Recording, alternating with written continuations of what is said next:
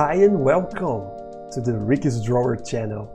I'm Ricky, and today in the video I'm gonna finally do the update about the Bobby's World. Not the Bobby's World, but the Bobby's Boat, the little game that I'm working on. I plan to get it ready to go till the end of this year, so I'm gonna rush it through December to do it and rush it on the fair sense.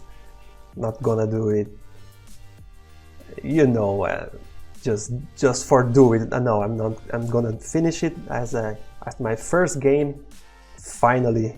And I know that I was talking about making an update on how things were going on last week, but things doesn't work as we do like it to work. But here we are at this beautiful Saturday to record it.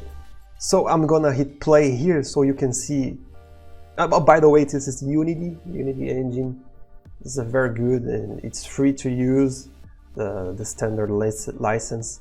It's a simple game. You need to just avoid obstacles, and when you collide with them, you kind of get hit and you explode as well. The character is not animated yet, but as you can see, there's a little parallax.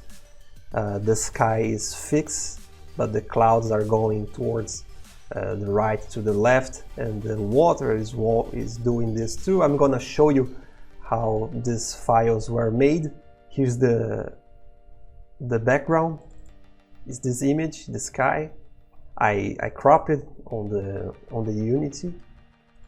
It's for the day, this is for afternoon, and this is for night. And the water was kinda, I had some troubles to make the water move, but this was my first attempt. I was trying to make a wavy, and it was animating as a traditional animation, you know. It's one drawing behind another, and the frames were rolling and looping. But it was kind of crazy. This was really crazy up there. And what I did was take this frame in particular. It was the first frame. Then I did a flip horizontal. Let's show at the engine. As you can see, it's flipped horizontal. It's really fun. I'm not a coder. I'm really bad at coding, but it is what it is. You gotta do. If you wanna do a game, you need to do it. And this is the main character.